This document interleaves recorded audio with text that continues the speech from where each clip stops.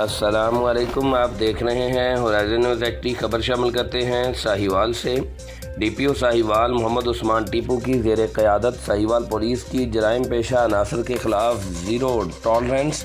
72 گھنٹوں کے دوران 3 پولیس مقابلے، 6 بین الاضلاعی ڈاکو ہلاک، ملزمان سے ناجائز اسلحہ اور شہری سے چھینی گئی موٹر سائیکل بھی برآمد۔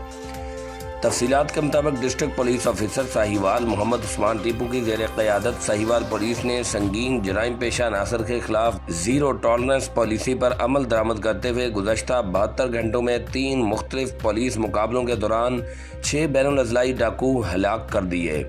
یہ کارروائیاں بروقت پولیس ریسپانس اور پیشہ ورانہ مہارت کا نتیجہ ہیں۔ تھانہ صدر چیچاوطنی کی حدود میں ڈاکوؤں کی فائرنگ سے پولیس کانسٹیبل ثقلین زخمی ہوا، جبکہ اپنے ہی ساتھیوں کی فائرنگ سے ڈاکو صدی احمد ولد رمضان سکنا اوکاڑا ہلاک ہو گیا۔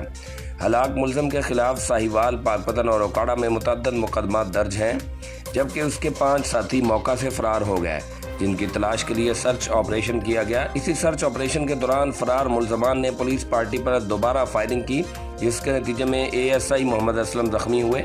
فائرنگ کے تبادلے میں اپنے ساتھیوں کی فائرنگ سے 3 ڈاکو ہلاک ہوئے، جن کی شناخت پرویز اقبال ولد شوکت 30 سے زائد مقدمات میں ریکارڈ یافتہ سکنا 44-5L ساہیوال، سہیل ولد اشرف سکنا اوکاڑا اور رفیق ولد طالب کے نام سے ہوئی۔ مزید برآں تھانہ ڈیرہ رحیم کے علاقہ سے شہری سے موٹر سائیکل چھین کر فرار ہونے والے ملزمان کا سامنا تھانہ کمیر پولیس سے ہوا۔ ملزمان کی فائرنگ سے کانسٹیبل واصف ریاض زخمی ہوا، جبکہ جوابی کارروائی میں اپنے ہی ساتھیوں کی فائرنگ سے 2 ڈاکو ہلاک ہوئے، جن کی شناخت مزمل حسین ولد نذیر احمد 40 مقدمات میں ریکارڈ یافتہ سکنا لاہور اور بابر ولد رمضان سکنا اوکاڑا کے نام سے ہوئی۔ ڈی پی او ساہیوال محمد عثمان ٹیپو نے کہا کہ جرائم پیشہ عناصر اور شہریوں کے جان و مال کو نقصان پہنچانے والے کسی رعایت کے مستحق نہیں۔ ترجمان Sahiwal police. Report Rauf Shahzad Jatt, divisional bureau chief Sahiwal, Horizon News ایکٹی، پاکستان۔